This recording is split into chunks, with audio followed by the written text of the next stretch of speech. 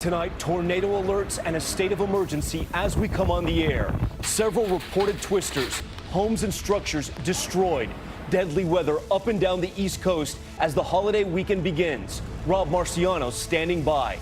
President Trump bashing the Mueller report. After previously claiming complete exoneration, the president now calling statements made about him, quote, BS. Democrats issuing a subpoena for the full report. Judgment Day for the mother and father who abused, chained, and tortured their 12 children for years. The parents in tears as some of their children appear to defend their actions, asking the judge for mercy. The fiery rescue on the highway, 4 people pulled from 2 burning cars, the vehicles completely in flames. Also tonight, the protests growing because of this video. Why 2 officers say they jumped from their cruisers, immediately firing into a car with a couple inside. And we'll take you to Paris as the faithful march on from the ashes of Notre Dame on this Good Friday. And the new information tonight is a computer glitch to blame for that fire growing out of control. This is ABC World News Tonight with David Muir. And good evening. It's great to have you with us on a busy Friday night. I'm Tom Yamas, in for David. And we begin tonight with the tornado threat and the severe weather moving up the East Coast tonight. A state of emergency in Mississippi right now, the 3rd day of a deadly storm system. Treacherous travel this holiday weekend. White knuckle driving, you see it there on I-95 in Darien, Georgia. Atlanta firefighters rescuing a truck driver from underneath a fallen tree. And the wreckage of a home after a tornado in Franklin County, Virginia. The radar showing the dangerous storms on the move. The tornado watches in Raleigh up to D.C. and even Baltimore. ABC's David Curley starts us off in Washington, where they're bracing for the storms to hit. This is the danger tonight, tornadoes. This one touching down in Virginia, picking up debris before the witnesses take cover. When residents emerged in Franklin County, the tornado had taken its toll. The strong winds toppling trees, turning deadly. An 8-year-old girl in Florida killed when a tree struck the home she was in. And an Atlanta truck driver rescued, cut out of his crushed cab. To the north, our Zachary Quiche is in Raleigh. Here in Raleigh, this wet ground from lots of rain and now these storms are knocking out these huge trees. And it's just getting started. The storm started before dawn. A gash ripped in a Georgia apartment building. The roof of a Knoxville apartment building torn away. I didn't know what was going on. I was shaking. I was shocked. Along with those heavy winds, heavy rains. This along the Georgia-Florida border. I am right in the middle of the heart of a tornado storm right now. The storm's cutting power for thousands and more than 1,000 flights canceled. Overnight, 8 tornadoes in Mississippi, the town of Morton taking a direct hit. And then it just went through in just a matter of seconds, and it was over. I mean, out of blue. Homes crumbled and cars crushed by the high-end EF2 tornado with winds over 130 miles an hour. The rain has just picked up again here, and the Mid-Atlantic's preparing for a very rough night tonight. Those tornado warnings in effect till midnight. The strong storm could be bringing winds up to 70 miles an hour. Tom? David Curley leading us off tonight. We want to get right over to Rob Marciano. He's by the West Side Highway here in New York. And Rob, time out this storm for us. Well, Tom, there is so much wind energy over the Mid-Atlantic right now, but these storms stretch all the way down into South Florida. Look at the radar scope, even reaching back in through parts of Memphis. But clearly, North Carolina and Virginia are the hot spots tonight. Raleigh, first time you've had a moderate risk issue in 3 years. So let's time things out and show you the storms getting up through D.C. and Philadelphia, New York City by daybreak, and then getting the heavier rain, and really for much of Saturday morning through New England. So much so we expect flash flood watches for nearly all of the Northeast. A little bit quieter on Sunday, but the next few hours, Tom, will be dangerous. Tom? All right, we'll stay monitoring the storm throughout the weekend. Rob, thank you. We do move on now to the fallout from the Mueller report. President Trump turning from triumph now to anger. Today calling the report crazy and some of what's in it, quote, BS. And now the Democrats' dilemma. Did Mueller lay out the evidence and expect Congress to impeach? Tonight they have subpoenaed the full unredacted report. ABC's chief White House correspondent Jonathan Karl. Shortly after the public got a first look at the Mueller report, President Trump claimed it amounted to complete vindication. Game over, folks. Now it's back to work. But today, the president is lashing out, specifically at some of his former top aides who told Robert Mueller Trump lied to the public and wanted them to do things that could amount to obstruction of justice. Now, in a series of angry tweets, the president calls some of their accounts fabricated and totally untrue, and total BS, and only given to make the other person look good or me look bad. He appears to be particularly angry at his former White House counsel, Don McGahn, who talked extensively to the special counsel. Under oath, McGahn said the president repeatedly asked him to have Mueller fired. Mr. President, have you thought about or considered leading to the dismissal of the special counsel? I haven't given it any thought. McGahn said he refused the president's order and refused to lie about it later. He had extensive notes of his conversations with Trump to back up his account. Today, the president tweeted, "Watch out for people who take so-called notes," when the notes never existed until needed. For the most part, Republicans in Congress haven't said much about Mueller's report, which paints a dark portrait of chaos and dishonesty in the Trump White House. But tonight, Senator Mitt Romney offered a harsh assessment, saying, quote, "I am sickened at the extent and pervasiveness of dishonesty and misdirection by individuals in the highest office of the land, including the president." Jonathan Karl joins us now from the White House. And John, we saw in your report the president today saying game over, but Democrats in Congress issuing a subpoena for the full unredacted Mueller report. What's the Justice Department saying tonight? The Justice Department has just put out a statement saying that subpoena is, quote, premature and unnecessary because they have released a lightly redacted version of the report, and the Justice Department has also offered to show a less redacted version to a select bipartisan group of congressional leaders. But Democrats are not accepting that, Tom. This will be fought out in the courts. Jonathan Karl for us tonight. Jonathan, thank you. Next to the emotional hearing for David and Louise Turpin, sentenced after pleading guilty to 14 charges, including torture, for holding 12 of their children captive for years, even shackling them to beds. Louise Turpin, you see her there breaking down, hearing what some of her children had to say. Now the Turpins could spend the rest of their lives behind bars. Here's ABC's chief national correspondent, Matt Gutman. The last time the Turpin children saw their parents, some were shackled to their beds. My parents took my whole life from me. But today in court, resilience. Now I'm taking my life back.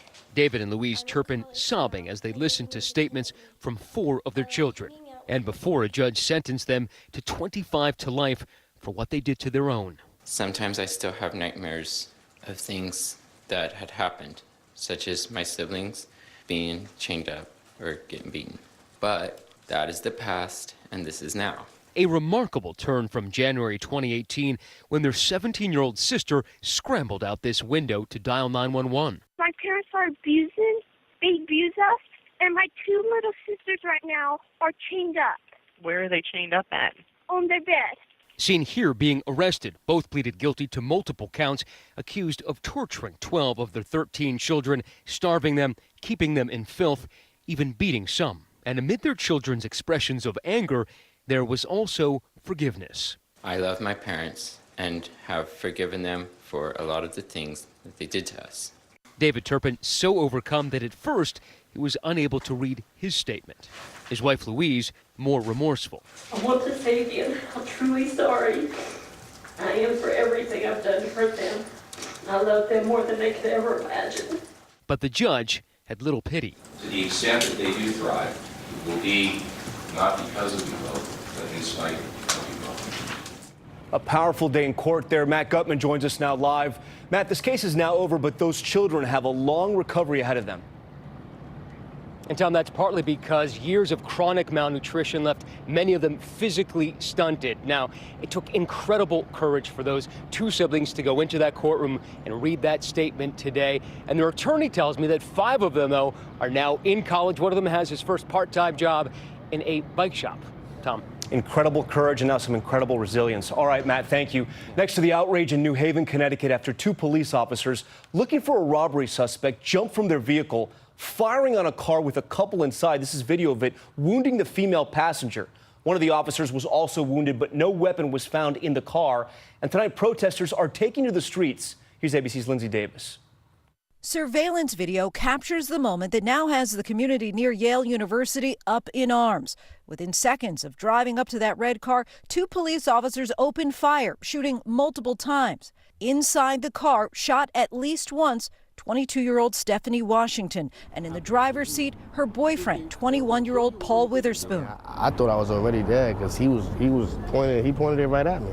Police say this all began when a Hamden and Yale police officer were investigating a report of an attempted armed robbery and spotted this red Honda, which allegedly fit the description, and that the driver made an abrupt movement and ignored commands.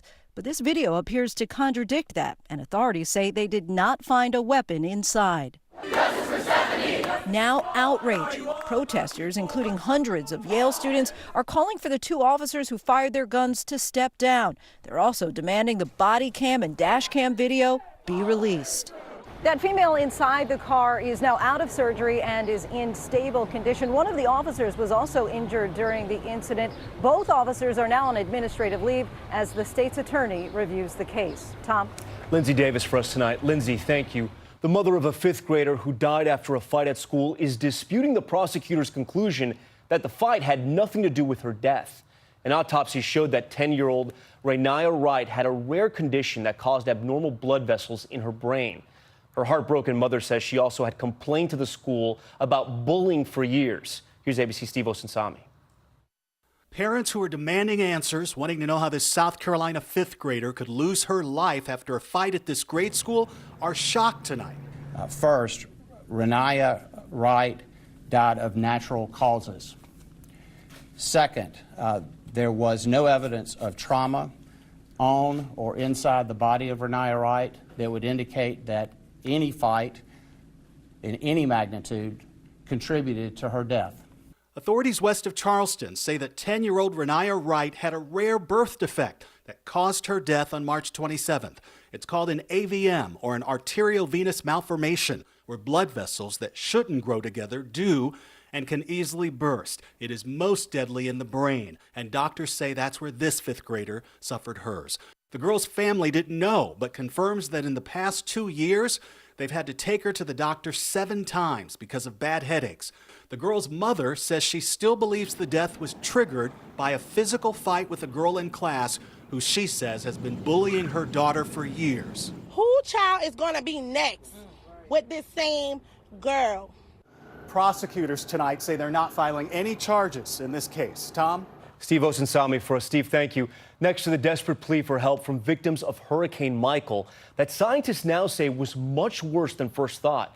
The hurricane wiped most of Florida's Mexico Beach right off the map last October. And tonight, the National Hurricane Center has released a final analysis, and they say it actually slammed ashore as a Category 5, just the 4th one on record.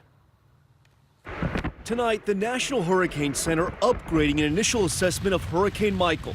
Meteorologists now confirming that deadly hurricane, one of the strongest storms to ever hit the U.S., was actually a Category 5.